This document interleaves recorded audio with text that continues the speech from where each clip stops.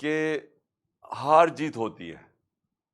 Team جو میں اپنی ٹیم کو کہتا تھا کہ آخری گیند تک لڑو, پوری کوشش کرو, لیکن جب ایک رزلٹ آ جاتا ہے اور انسان نے پوری کوشش کی ہوتی ہے تو پھر یہ انسان کہتا ہے کہ جی اللہ کی مرضی ہے.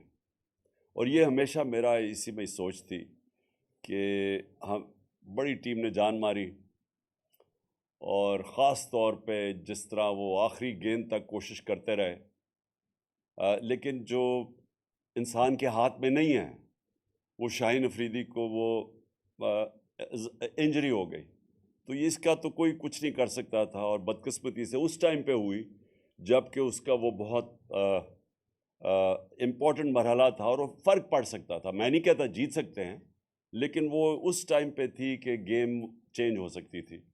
تو وہ خیر, ہم ساری قوم مبارک دے پاکستان ٹیم کو جس طرح وہ فائنل میں پہنچی ہیں.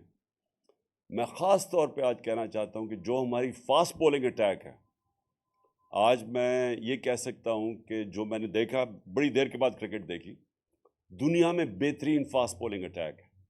ہم دعا کرتے ہیں کہ شاہین افریدی جلدی سے پوری طرح فٹ ہو, لیکن بہترین اٹیک ہے. ہمارے پاس بابر اعظم ایک ورلڈ کلاس بیٹسمین ہے, اور میرے خیال میں یہ اس دنیا کا سارے بیٹسمین کو پیچھے چھوڑ جائے گا ماشاءاللہ جس طرح یہ آگے بڑھ رہا ہے.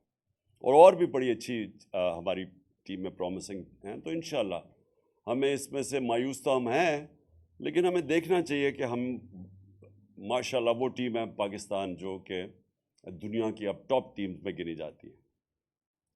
اب میں آ جاتا ہوں جو ہماری اب مارچ ہو رہی ہے. کئی لوگ